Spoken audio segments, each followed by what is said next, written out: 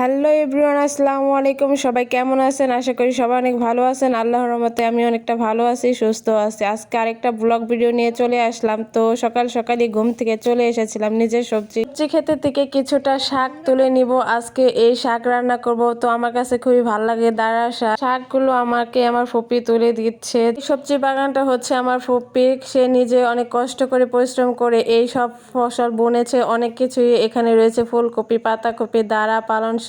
অনেক যত্ন করে সে এই সবজি বাগানটা তৈরি করছে। তার বাগান থেকে আমি আজকে শাক নিয়ে এসেছি বাসায়। তো বাসায় এসে আমি আমার শাকগুলো মাকে দিই। মা এখন এই দাঁড়া শাকগুলো ভালো করে আমাকে কুটে দিচ্ছে। আমি একা করতে পারবো না, কারণ আমি ভিডিও করছি। আমার মা আমার শাকগুলো কুটে দিচ্ছে। যাই হোক, মা শাকগুলো কুটা শেষ হয়ে গেছে। এখন আমি এগুলো ভালো করে ধুয়ে নিব। আমি পানি কলটা ছেড়ে শাকগুলো ভালো করে পরিষ্কার করে ধুয়ে নিচ্ছি। 4-5টা খলান দিতে হবে, কারণ এই শাকে কিছুটা বালি রয়েছে, তাই ভালো করে খলান দিচ্ছি।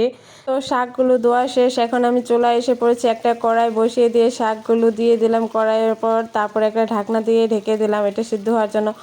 সিদ্ধ হওয়া শেষ। এখন আমি এখানে শাকগুলো ভালো করে বাগার দিয়ে নিচ্ছি। পেঁয়াজ, কাঁচামরিচ, রসুন আর শুকনো মরিচ দিয়ে। যাই হোক, শাকের সাথে আমার শুকনো মরিচ খেতে ভালোই লাগে। অনেকগুলো শুকনো মরিচ দিয়েছে। শাক রান্না করা শেষ। এখন আমি একটি বাটিতে শাকগুলো বেড়ে নিচ্ছি। তো শাক বাড়া শেষ। এখন শাকের শেষ লুকটা দেখেন, কত সুন্দর হয়েছে। শাকটা রান্না করা অনেক ভালো লাগছে। গরম ভাতের সাথে এই শাক আর এক কামড় শুকনো মরিচ ভাজা খেতে যে কি যে মজা। যারা খায় তারা সকাল সকাল এক প্লেট গরম ভাত, তার সাথে নিয়ে নিলাম গরম গরম শাক। উফ, খেতে যে কি যে মজা হবে। যাই হোক, আমি এখন টেস্ট করি, আপনারা দেখেন কেমন হলো। আমার শাক রান্না করা কেমন হলো তা আমি নিজেই টেস্ট করে দেখছি। যাই হোক, গরম ভাতের সাথে শাকগুলো খাচ্ছি।